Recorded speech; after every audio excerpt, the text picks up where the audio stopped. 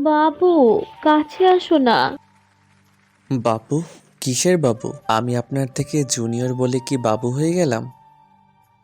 দেখো বাবু, আমার এখন আদর লাগবে, তুমি এরকম দুষ্টুমি করো না।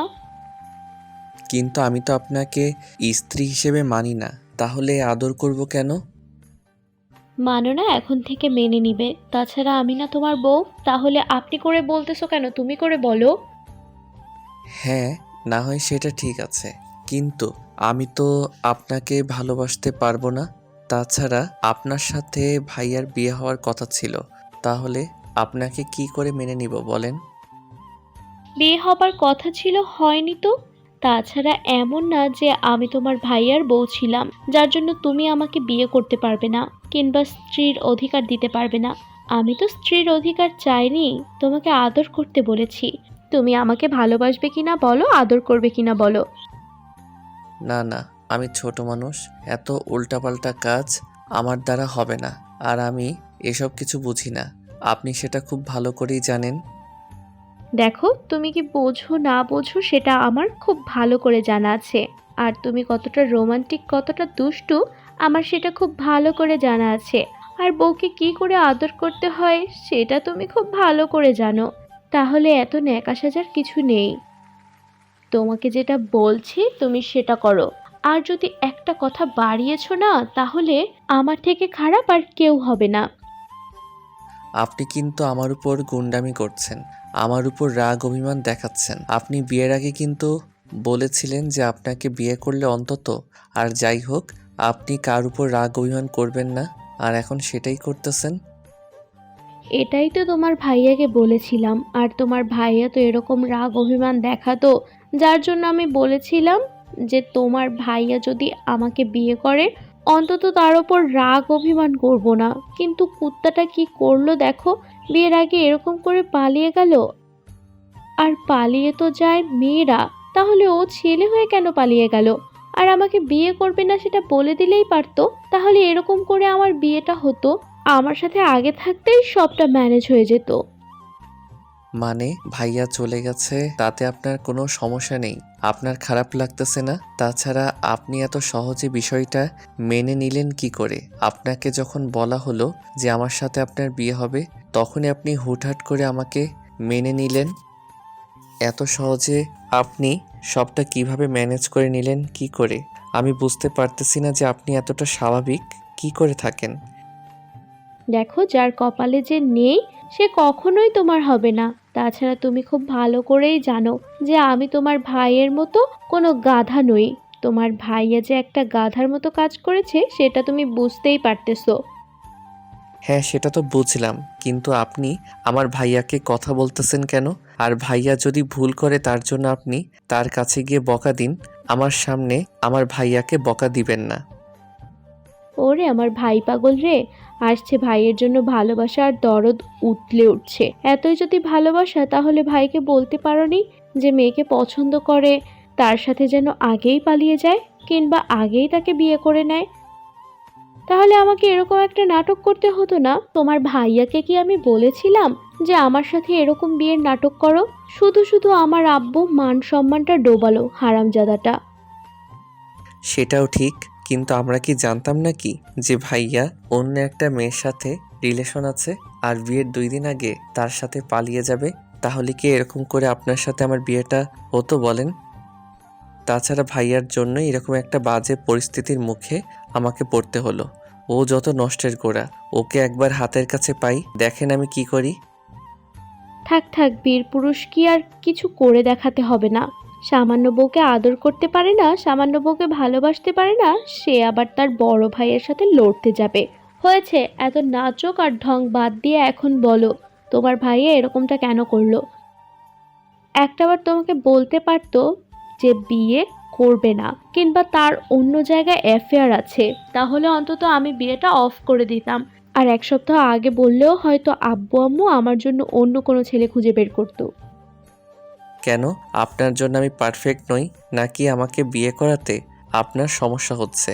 আর ছেলে কি আপনি পাননি, নাকি আমাকে বিয়ে করার জন্য আপনি প্রস্তুত ছিলেন না?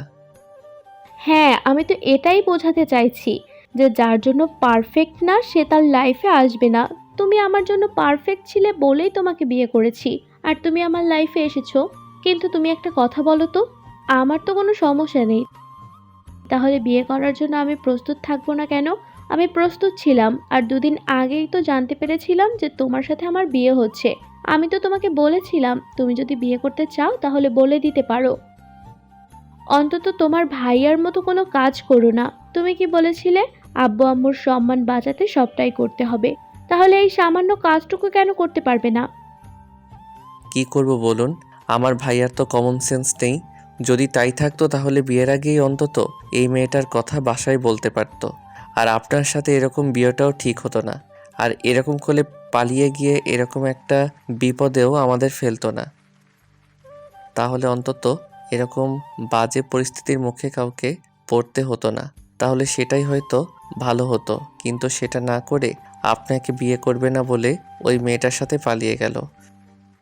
ওই জন্যই তো আব্বু আম্মুর সম্মানটা আমাকে বাঁচাতে হলো। তাছাড়া ও যতটা না আব্বু আমাকে ভালোবাসে তার থেকে বেশি আমি ভালোবাসি আর সম্মান করি। কারণ আমি যেটা চেয়েছি ওরা সেটাই দিয়েছে। তাহলে তাদের সম্মানটা কেন বাঁচাবো না? সেটা বুঝলাম, কিন্তু তাদের সম্মান বাঁচাতে গিয়ে তোমার থেকে একটা সিনিয়র মেয়েকে বিয়ে করলে, যাকে কিনা তুমি কখনো ভালোবাসতে পারবে না। সম্পর্কে তুমি কেন জড়ালে? তুমি আমাকে কখনো ভালোবাসবে না, তাহলে শুধু শুধু এই নাটকটা করা কি ছিল? আপনি এই পবিত্র বন্ধনটাকে এরকম নাটক বলতেছেন? আমরা তো ভালোবেসে বিয়ে না করলেও আমাদের পরিবারের সম্মতিতে বিয়ে হয়েছে আর সব নিয়মকানুন মেনে বিয়ে হয়েছে। তাহলে আপনি এটাকে নাটক কেন বলতেছেন? এটাকে নাটক না বলে কি বলবে? তাছাড়া তুমি তো সম্মান বাঁচাতে বিয়ে করেছো, ইচ্ছাতে বিয়ে করনি। তুমি আমাকে বিয়ের আগের দিনও ভাবি বলে ডেকেছো। তোমাকে আমি বারণ করেছিলাম এগুলো ডাকতে। আমি জানতাম বিয়ে করলে এরকম একটা কাণ্ডই হবে। আর না, তোমাকে আমি ট্রাই করার জন্য একটাবার বলে দেখলাম যে তুমি আমাকে ভালোবাসতে পারবে কিনা, আদর করতে পারবে কিনা। কিন্তু তুমি বিয়ের দিন রাতে এরকম করে আপনি করে বলতেছো, তারপরও বলতেছো যে তুমি কিছু করতে পারবে না, আর না তুমি আমাকে স্ত্রী হিসেবে মানবে। এসব বললে কোনো স্ত্রীর ভালো লাগে না। হয়তো তোমার ভাইয়ের সাথে আমার বিয়ে হওয়ার কথাই ছিল, হয়নি তো। আর আমি তোমার ভাবেছিলাম যার জন্য তুমি আমাকে ভালোবাসতে পারবে না। আসলে কি বলতো, ভালোবাসাটা না একসাথে থাকতে থাকতে হয়ে যাবে। কিন্তু তুমি যে আগেই বারণ করে দিলে, এই জন্য আমার খুব খারাপ লাগলো। কি করব বলেন? আমি তো এগুলোর জন্য প্রস্তুত ছিলাম না। আর আমি চাইনি আমাদের মাঝে এরকম কিছু হোক। কিন্তু আমার ভাই এরকম একটা কাজ করলো যার জন্য আপনাকে বিয়ে করতে হলো। দেখো, বারবার ভাইয়ের দোষ দিয়ে লাভ নেই। কপালে যেটা আছে সেটা হবেই। আমি যদি সেটাই দোষ দিতাম, তাহলে যে ভাই আমাকে ছেড়ে চলে গেছে, তার ছোট ভাইটাকে কখনো বিয়ে করতাম না। ওটা বাদ দাও এখন, আর বলো তোমার কোথায় কি অ্যাফেয়ার আছে? নাকি কাউকে পছন্দ করো, ভালোবাসো?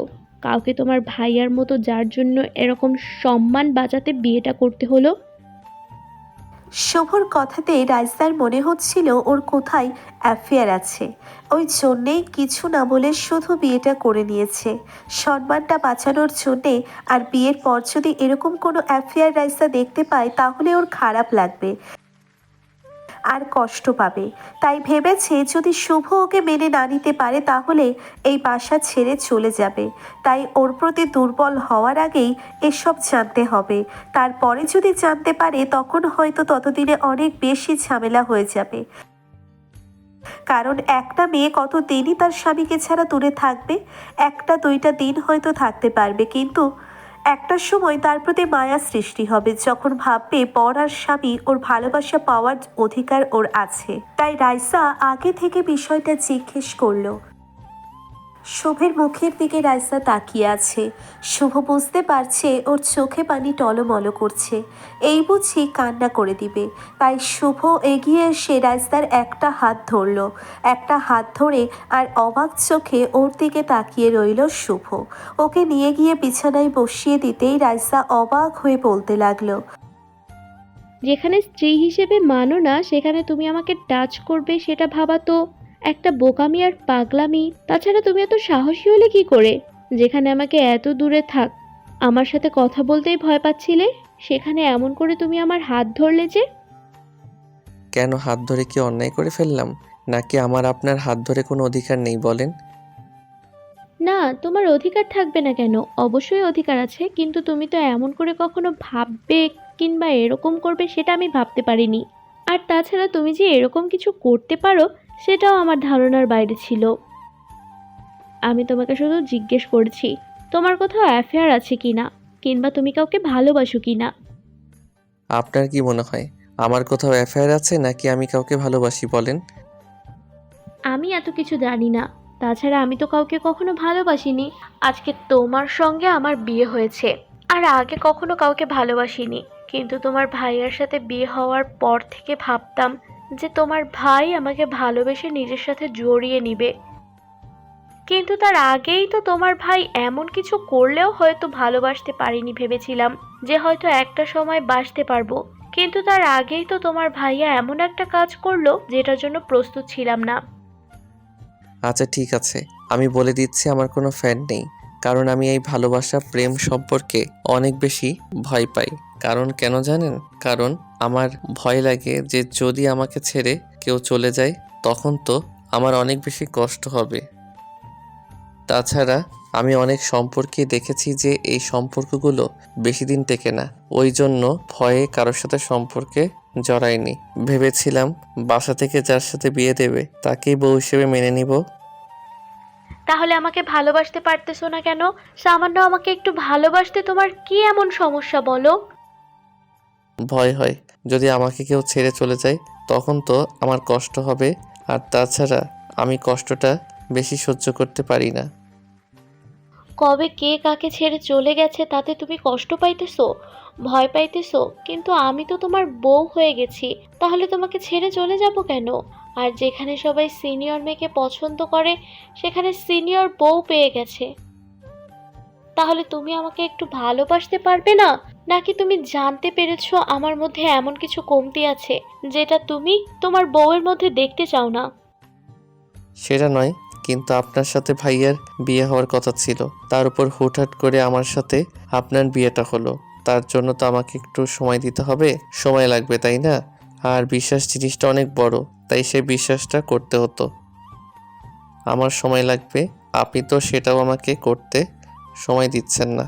আমি আপনাকে ভাবি বলে ডেকে এসেছি, তাহলে আপনাকে বউ বলে স্বীকার করতে তো একটু সময় লাগবে নাকি? আপনি সেই সময়টাও দিবেন না?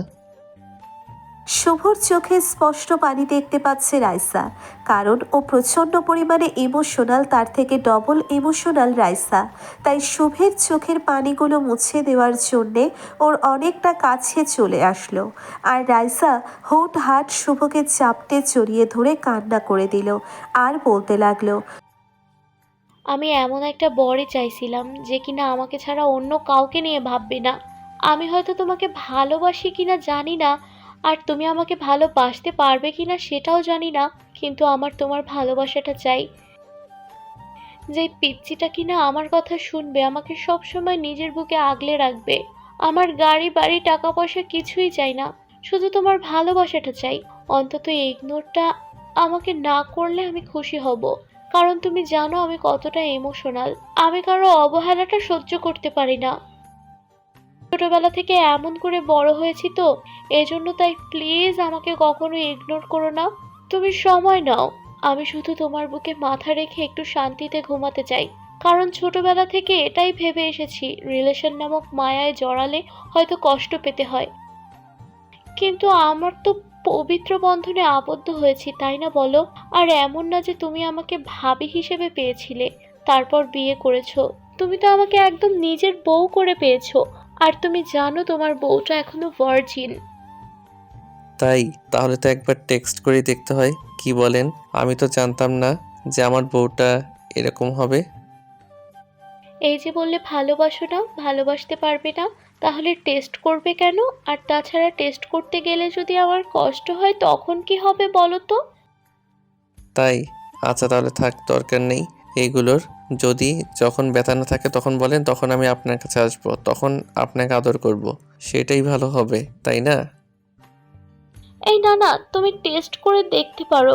আর তাছাড়া তুমি আমার বর। তুমি আজকে না হয় আমাদের মাঝে ভালোবাসা নেই, কিন্তু আমরা বিয়ের বন্ধনে তো আবদ্ধ হয়েছি। স্বামী সম্পর্কে, স্বামী স্ত্রীর সম্পর্কে লিপ্ত হতে পারে। তাতে হয়তো আস্তে আস্তে দুজনের প্রতি অনুভূতি সৃষ্টি হবে। তাই তুমি আমাকে আদর করো প্লিজ। শুভ রাইসার মুখটা তুলল। রাইসা হুট হাট করে ওকে বিছানায় ধাক্কা মেরে ফেলে দিয়ে ওর বুকের উপর উঠে গেল। তারপর এলোপাথারি ওর ঠোঁটে কিস করতে লাগলো। শুভ বাচ্চাদের মতো চোখ বন্ধ করে আছে। তো ভালো থাকুক ভালোবাসা।